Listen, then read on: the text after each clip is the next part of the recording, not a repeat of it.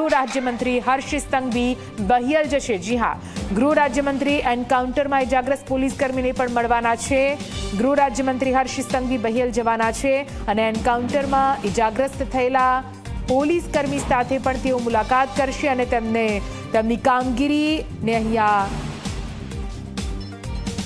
જે રીતની કામગીરી પોલીસ વિભાગની પણ સામે આવી છે તેને લઈને પણ ગૃહ રાજ્યમંત્રીએ ગંભીરતા સેવી છે। ગૃહ રાજ્યમંત્રી એન્કાઉન્ટરમાં ઇજાગ્રસ્ત થયેલા પોલીસ કર્મીને મળવા માટે પહોંચવાના છે। હર્ષ સંઘવી જેઓ બહિયલમાં જ્યાં હિંસા થઈ હતી તે સ્થળ પર જવાના છે, સાથે સાથે ત્યાં રહેલા સ્થાનિકો સાથે પણ તેઓ વાતચીત કરશે। આખરે કઈ રીતે પૂરી ઘટના તેની સમીક્ષા અને નિરીક્ષણ ગૃહ રાજ્યમંત્રી હર્ષ સંઘવી કરવાના છે। એન્કાઉન્ટરમાં ઇજાગ્રસ્ત થયેલા પોલીસ કર્મીને પણ તેઓ મળવાના છે, મુલાકાત કરવાના છે। કેવી રીતે અહીં પોલીસ કર્મી સાથે પણ પથ્થરમારો અને ઝડપના દ્રશ્યો સામે આવ્યા હતા।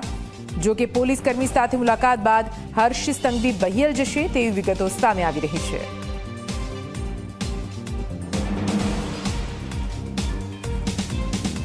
તો ગુજરાત સરકાર આ મામલાને ગંભીરતાથી જોઈ રહી છે, એટલા માટે જ ગૃહ રાજ્યમંત્રી હવે બહિયલ જવાના છે। જે રીતે બહિયલમાં અહીં હિંસાનો મામલો સામે આવ્યો હતો